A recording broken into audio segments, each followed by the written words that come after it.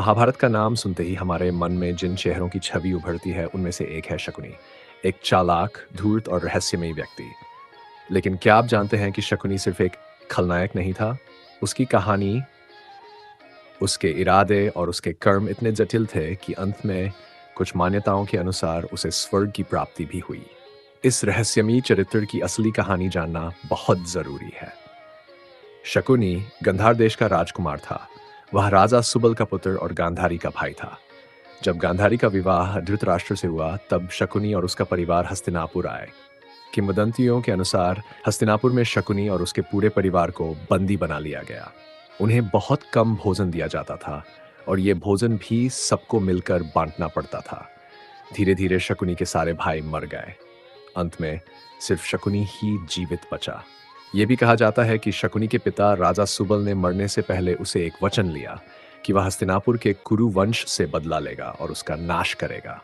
इसी के चलते शकुनी ने कसम खाई कि वह कौरवों के माध्यम से पूरे वंश को पतन की ओर ले जाएगा। लेकिन शकुनी को लंगड़ा क्यों कहा जाता है?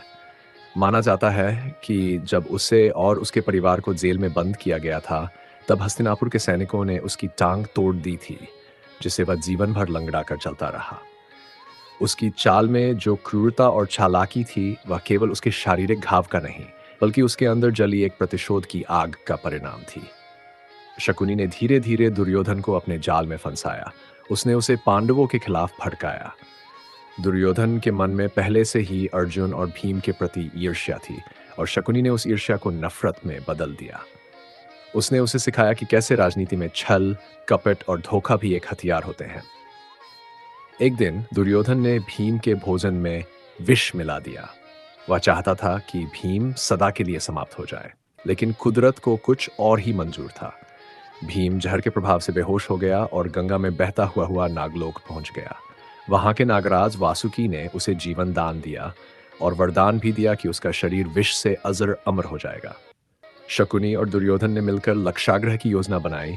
उन्होंने पांडवों को वारणावत भेजा, जहां उनके लिए एक घर बनवाया गया, लेकिन वह घर लाख और घी से बना था, यानी पूरी तरह ज्वलनशील। योजना थी कि जब पांडव सो जाएं, तब उस घर को आग लगा दी जाए।